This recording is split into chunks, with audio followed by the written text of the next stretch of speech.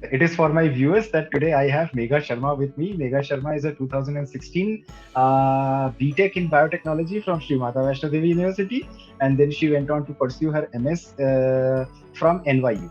And right now she is placed in Boston or in the Boston group as an analyst. Okay, so welcome Megha, and it is really so nice to see you again. मतलब I cannot say कि कितना खुश हूँ मैं तुझे देख के आज. No, sir, it's been a pleasure. And I was so surprised when you contacted me. I was like, finally, at the time, but like, I'm getting once again to talk to sir. Like, I remember during my SMVDU time, we used to come to you, we used to discuss on different topics, and this is great. But actually, the connect was lost precisely because I left all the social media platforms and stuff like that. And then I have to reconnect through WhatsApp precisely because I have there were some issues, and because of that I have to connect to WhatsApp. Or else, I guess in COVID era I left the whole of the जिसे मुझे कहना चाहिए कि social platform completely. तो इसके कारण से I was like an incognito guy ना, so nobody could contact me. I could not contact anybody. तो वो बात है. Anyways, so Megha, let us start with the interview. और मुझे सबसे पहली चीज बता कि how was your stay at SMVDU? How you managed your stay in SMVDU? Because there are a lot of people who face a lot of difficulty or challenges in SMVDU. So what was you people's mantra? Because you were a very small group of people, but still you managed so well in SMVDU. So what was it that made you go in SMVDU so well? I would say there were numerous factors. First of all, of course, foothills of Himalayas, beauty. It's like I remember like being with my friends, going out like as soon as the classes end, we would be out going, climbing some small hills, going to Chachu's place, like having tea, lemon tea. Like that was one of the biggest like important part of me, like being there, being happy there. And of course, my friend group, like everyone was very supportive. Everyone, like, of course, they suffered through being away from family, but like we had each other. We used to talk to each other. We used to like if we were down, we used to share it with each other. And of course, like I think so, how fun we would, like we would go around the campus. We would I don't think so there would have been any activities that me and my friend group didn't participate in. We were like, this is how we'll enjoy our student life. So I think so, a lot of things, like especially the social life, we tried to maintain as much as we could. But of course, like even like academics wise, we would try to dedicate a lot of time, to studying and not thinking about anything else. Very important.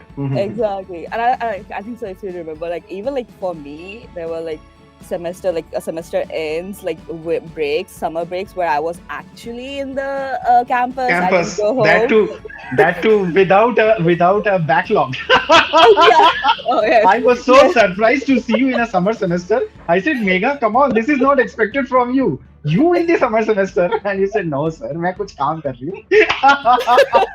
Exactly, like that's the thing, like that was a perfect time for me to like conduct research that I want to like pursue. And even like I had this back in my mind that I want to pursue masters or further education. So that was like perfect opportunity to gain experience. So like, and of course our teachers, professors were so good, like gracious enough that I could continue in their labs. My research, especially Narendra Berwa, so like he was the one who let me do the research. But it was I think so all of these, like my passion to pursue biotechnology, and on top of that, like our labs were really good, so it made me more stay there. And also like everyone, like my social, like my friends, like I remember Sidra was also like staying the semester with me. She was studying and she was like, so everything went well, so that was good for me. So I was happy like with everything. Yeah, you people were a happy lot of people. Usually whenever I see students in SMVDU, at least when they are in SMVDU, they are like, नहीं यार सही जगह नहीं है, ऐसा है वैसा है, ये नहीं है वो नहीं है, they keep complaining. On the other hand, your batch, as I have seen in last 15 years or so, I will say that they were the lucky go jolly go fellows, the most happy people on earth, the chipmunks. Exactly. Exactly. Like I was the happy-go-lucky we were the ones. Like, I think even while walking, we would sing aloud. Like Oh, I remember yes. a couple of times, like Khajuria sir coming out. Oh, you guys were singing in our area. I was like, yeah. Yeah, for sure, for sure. That was something which was an amazing thing about you people. Now, tell me one thing.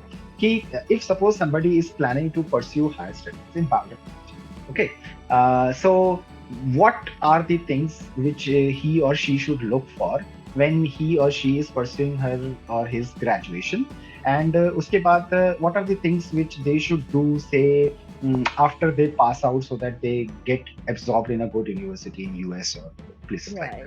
So I think so. Like most of kids do understand, and this was for me when I was in SMVDU a bit of late realization because I was busy with my academics and my like that? research. But I think most of students these days start pretty early, like in their bachelor's. A couple of years ago, they start, preparing for their masters, be it like course knowledge or trying to find out which universities they want to join because getting to know or like trying to find out the best university that you want to go after completing your bachelor's is one of the most important things because it's not just how good academically it is, but it's like you can afford it or not. If you want to take a loan, how much you can do it. Like if you want to even like applying, I know like when I was applying after my bachelor's, universities have these like fees that you have to like pay for like GRE, not exactly GRE, but like submitting your, if you want to join that university or not. Forms. Yeah. So you have to be mindful of, and you have to like, get the list out there. So at least, a year in advance, if you start working, and a lot of like, students have realized that and they are doing that. So that's one of the most important part. And of course, it's like, GRE, IELTS. I wouldn't say GRE IELTS are difficult, especially Indian kids are smart enough, so it's pretty Track easy for them very well. they remember their high school maths and English. They remember their like even luckily bachelors for like especially like I've realized here after coming to US, not a lot of countries have education based in English, right? Like be it like Japan, China, or like any other country. It's only one of like not only but one of the countries, India, which has most of the education in English. Education in like even like school level, university level, it's all in English. So it makes it pretty easy for us, and especially Indian kids are intelligent. So like giving GRE and IELTS is not a big deal. Like I know, of course, like people, especially who come from like towns, like of course, and their education might not be in English. They might have to like practice more, but everyone can do it, so that's not an issue. So I would say, but if you have in mind certain scores, because every university has different GRE accepting scores, and personally, I would say this is like my experience 5 years ago. Recently, I've also got to know a lot of universities have removed their GRE requirements because of COVID and everything. People, students were not joining in, like going to different countries. International students were not coming in. So a lot of big. I know NYU did it. Harvard also did it. Like I don't know if they got back to getting GRE scores, but they did. Like GRE scores. You can you join without GRE scores. But yeah, even if you have to give GRE, it's not that difficult. A lot of people do take coaching, and it is helpful. For sure, it is helpful. I would never like say it's not helpful. For me, I remember as soon as I graduated from my bachelor's, I went home. I was thinking, okay, I know I have to do master's, but I had to start, what do I have to do? What steps do I need to take? And like, I know I had no guidance, like no one had like, people have professional help. And if you can get that access, I would say go do that. Because it's not I would say it's not hard, but it's a complicated task. That's the thing. Like you need to know people who can guide you, what what forms, what things to do, what right, and what is the perfect time. Like people should know if you're applying for next year, you should start from probably end of the previous year. Application should be done by end of previous year if you want to join for fall next year, right? For sure. and getting late is like wasting a year for sure. So you have to be very careful about whatever whatever Yeah, you're that is doing. true. That is true. Yeah. Like Yeah. even for me, when I graduated my bachelor's, I remember initially I just gave GRE. I was like, okay, let's because everyone like told my friends, everyone knew, and I also come from ICSE background, ISC Mhm. background, so people said it would not be that difficult, and I did give it was good. Like I got 315 out of 340, but then I was like, what if I took coaching, and like do it after coaching, probably I'll get more scores. But here's the thing, like I also wanted experience. I didn't want to leave my CV empty, and like I had a lot of good opportunities in Gujarat. There's like big biopharmaceutical industries there, so especially the interest that I had, like I told you I joined the Gene Therapy R&D at Intas Pharmaceutical, and Mhm. getting a gene therapy opportunity is not that easy. So luckily I got it, and I was working there. I had a great group of people around me, great seniors. But yeah, I also joined coaching after that. But let me tell you, like, I would have like coaching after my working hours, like in the evening or night, and Mhm. I don't think so. I did pay much attention. Yeah, I I could didn't have not. time. You could Yeah, not. I was tired. I was like tired, and then I was like, okay, let's get done with this. Let's give my GRE. And okay, I got like just I think so probably one score more, but that's it. But I understood because I didn't study a lot, and like Mhm. moreover for me, like I could have easily gotten even with lower score, like especially Mhm. biotechnology. For biotechnology Mhm. students, you like average scores are really good, like 300 300 above, you are perfectly fine. You don't need like 350. And I think Mhm. so for like 315 and above, it's basically for computer science and IT students. Like there's a lot of Okay. competition out there. Mhm. Probably engineering students, like you should, like, of course people from all the countries are coming in, so Mhm. that's how the score depends. So but other than the biotechnology, still it's you can get and especially if you have a lot of project background, because that's not the Yeah. only criteria, it's just the Yeah, this is minimum something which I criteria. will also like you to expound upon. That what is it like? Not only your academics, the research part, the internships, the trainings, the all these things, the paper Right, publications and the right, conferences and seminars. right. How much weightage these things have?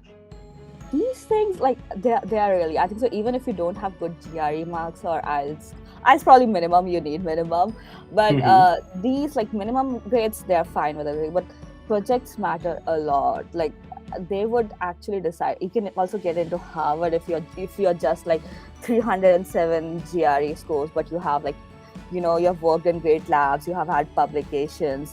Like Mhm. even if you don't have I know publication is like really good, like if you have it, but even if you don't have publications, like just the work that you have done, like if you have been like doing cell therapy, gene therapy, and like in good labs, professors at the new university know, okay, you did these processes, or like according to your CV, you were Mhm. in this field of biotechnology. That matters a lot, and especially I would say US, they generally are not exactly score oriented. Okay, you need this much or you need, but they're Mhm. for sure, your practical experience matters a lot. What background, like if even if you have participate in competitions, your ideas, your projects, like even if you didn't win it, but what were they, everything matters. And how you a statement of purpose, how you write your statement of Yeah, purpose, that right? is the Like most important thing. exactly, that can change anything. Even if you tell how you have gone through different difficulties in your life, and I would say Mhm. like most of Indians, everyone has gone through a lot of difficulties. Coming Mhm. from getting to universities is not an easy process. Everything, education is not that easy. We have difficult education, Mhm. like we have good education system, but it is difficult as well compared to what's in Mhm. US, especially Yeah. high school. So these things matter a lot. I would say like having good internships. I wouldn't even say good, but practice, and what you're doing, and you can write it in your Mhm. CV, write it in your statement of purpose. How to present yourself, that actually matters a lot more than Mhm. scores and grades. Minimum scores required, always required. Minimum score is required, and after that, all these Exactly, things will play a very important role. Yeah, that is exactly. something which I guess so. everybody knows but still chooses to ignore. That's the problem. That is What to do? that see, that is one of the reasons. But Hmm. I think so. Students realize when they go through rejections that Hmm. that's when they realize, and then. But that's good that people keep on trying. But it would Hmm. be lovely if people like on the first try they know, okay, this is how it should be done, Hmm. Hmm. and yeah, that's the things That's that I good. did. Yeah, that's something. Yeah. So before we go to your NYU, let me ask you a very serious and very personal question. And this Okay, personal question applies to me. okay. Why human rights twice? You fared, or your whole group fared so well with human rights when you people studied. Then you went on to attend whole of the semester, the next semester when again human rights was offered with your juniors.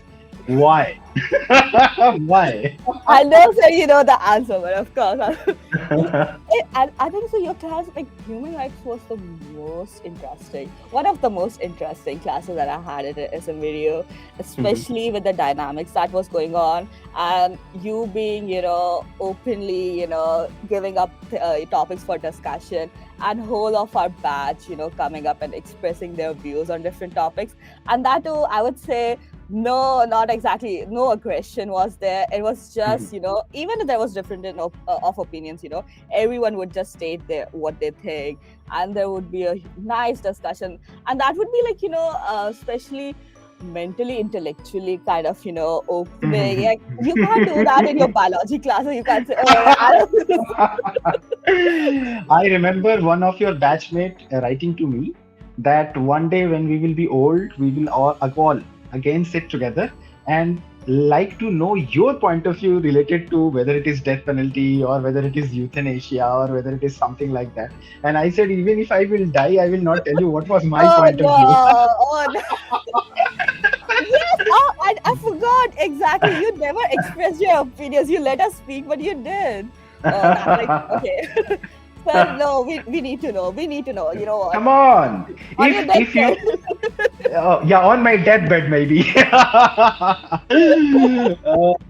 But this is something which is the most amazing thing about human rights as well, that the point of views, or say the arguments for and against anything, are so damn strong. It's just a matter of where you are standing, and you will see the whole world is right or the whole world is wrong, right? Exactly, And exactly. the point of views are, you have gone through the course, you have taken a class, you have presented as well, and you people were so good at presentations and well, so it was an amazing time which I spent with you guys when we are teaching human rights. And I guess so that pep is missing a little bit these days because of online and stuff, but Right. since we are now again offline, so I hope so that that will come back again. Anyways, I now hope let so. us, Like kids yeah, are like we both. I would say students are missing out if they're not attending this like session. I like especially it does matter if everyone is in the class and everyone's discussing, which was the reason that I took like even the next semester. I was like I wanna know the point of views of younger generation. Like Juniors, I know yeah. juniors. I wouldn't say the same generation, but yeah, juniors. Like Yeah. and that was one of the main reasons that I wanted to attend the class. Like how like and human rights overall, it's not something that you should learn. It's something that actually is you have views, you have points, you have knowledge. It affects you. So it's like you need to express yourself, or you have the right to know what other people are thinking and how it's gonna Mhm. affect you. So Yeah, for sure, for sure, for sure. So, does human rights in some way also help you in your biotechnology? Okay.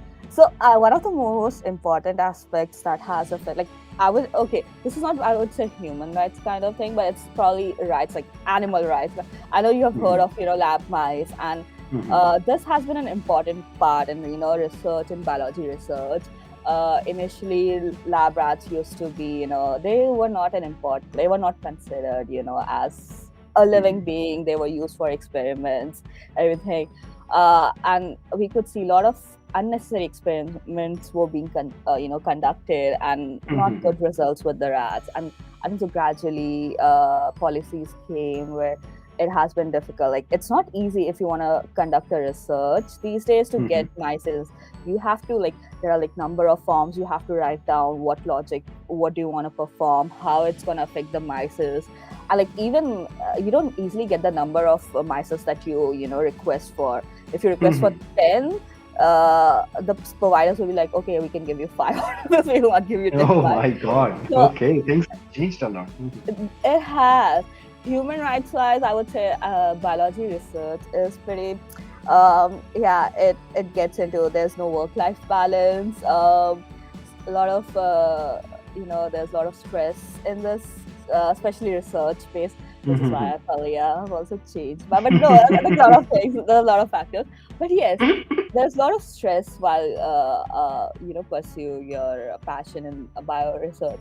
But also, if you have a nice environment, nice lab, even that over time, like working day and night, will feel good. Like you're pursuing your passion, you have nice co-workers, everything is great. So that helps. But of course, people and scientists are still working on, making those boundaries. It's just the experiments. They're unpredictable, biology experiments. You never know if your cells will survive or not.